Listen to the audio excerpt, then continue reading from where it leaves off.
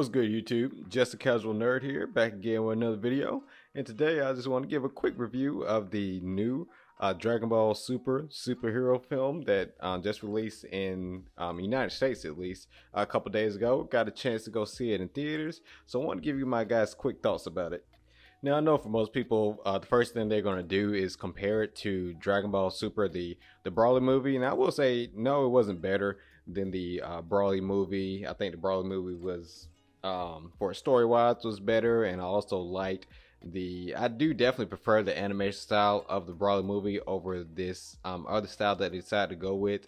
For this particular film. Now, at first I didn't think I was gonna like it at all, but it actually kind of grew on me. I still prefer the other animation with the Broly movie, but the animation wasn't bad for this one. Now, as far as the actual, entertainment value, even though I don't think, from a critical standpoint, it wasn't as good as Broly, I think it was actually a lot of fun. We got to see some other characters that we don't normally get to see. We got to see Piccolo do some more things, Gohan. Of course, we got a little bit of age bumps for Pan, and finally, Trunks and Goten.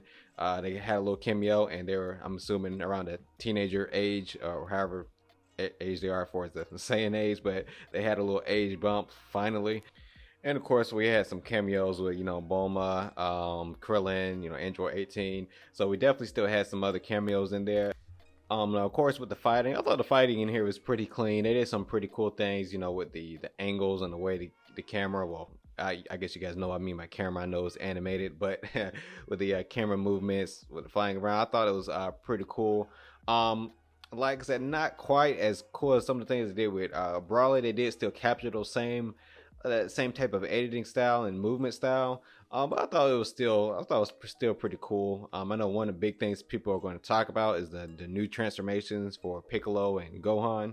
Now, as you know, Dragon Ball is a staple, having transformations sometimes coming out of nowhere. As basically, the more content they put out, the more transformations come out of nowhere, and this was no different. I'm not sure if this movie is going to be canon or not, but yeah, this is no different. Of course, Piccolo got his latent abilities, or his potential brought out by Shenron, and then we had Gohan go in his beast form, briefly. So yes, those were kind of just pulled out of nowhere, but it's Dragon Ball. At this point, it's kind of hard to really critique it on those type of things. It's just one of those things you have to kind of accept with Dragon Ball, the things that you probably wouldn't accept with a lot of other popular properties. But Dragon Ball is a staple in pop culture in this time, and when you watch Dragon Ball at this point in time, you basically know what to expect, know what you're getting from it. Now, like I said before, things you may critique with other shows or other mediums, we just don't generally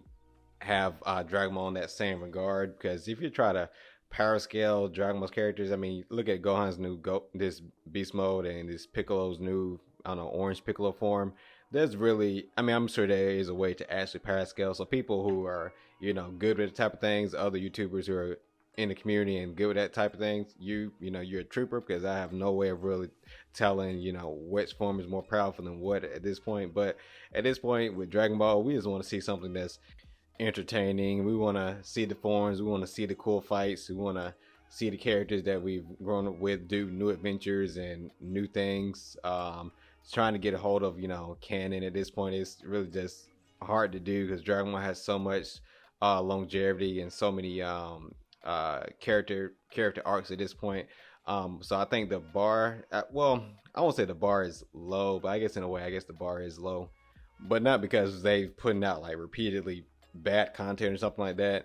Not at all. I think it was more so because Dragon Ball is already cemented itself into legendary status in pop culture. So anything we get from Dragon Ball, I think we're just appreciative at this point.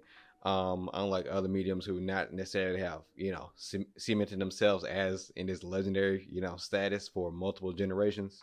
Because yeah, I mean, I could, if I wanted to, give some critiques of it. I guess the beginning did kind of drag out a little. Piccolo did, his character seemed it just might be me. His character seemed a little bit off in some scenes. I mean, it was fun, but seemed a little bit off if I wanted to critique it. Again, like I said before, the forms would have kind of been just pulled out of nowhere, where Piccolo, they said, oh, he was too prideful to wish away the Red Ribbon Army or whatever, but wasn't too prideful to get his just potential just unlocked, or whatever that verbiage they used was when he, wished that from Shenron or whatnot. So yeah, that was kind of pulled out of nowhere. Then also we had got some new characters. I believe Dr. Jiro's his grandson. I think was it Dr. Hiro, I believe. Correct me if I'm wrong with that. And then we had Gamma 1, Gamma 2, which I actually did like their additions into the story. They were like, made as thinking that they were superheroes or doing the right thing, and they had two different kind of character personalities. So I thought that was actually pretty cool, and I actually kind of felt something when I believe it was Gamma. Yeah, it was Gamma 2 when he, sacrificed himself. I thought that was I thought they had pretty good art. So it would be kind of cool to see Gamma 1 in future projects. Listen, I'm not sure if this is canon or not, but at this point we know how Dragon Ball is. And also I want to talk about Cell Max. I've never really been a big fan of kind of like the big bosses or the last bosses in Dragon Ball being these big kind of creatures that they have to face. I like the more personal hand-to-hand fights. So I'm not really I wasn't a huge fan of Cell Max, but I see what it was going for. It made sense. Like I said, I won't say it was bad. I'm just not a personal fan of those type of designs.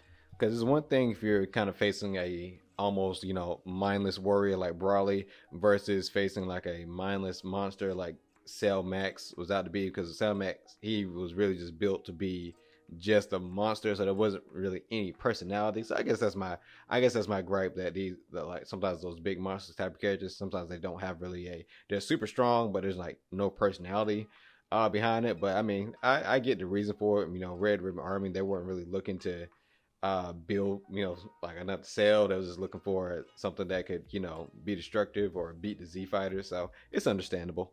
But all in all, if you're a Dragon Ball fan, or even if you're not a Dragon Ball fan, I think you'll still enjoy this film. Like I say, if you're going into it looking for a Dragon Ball Super Broly film, you'll probably be disappointed. But if you just take the film for what it is, I think you will enjoy it. Like I say, it's some fun, just some fun with some other characters we don't get to see.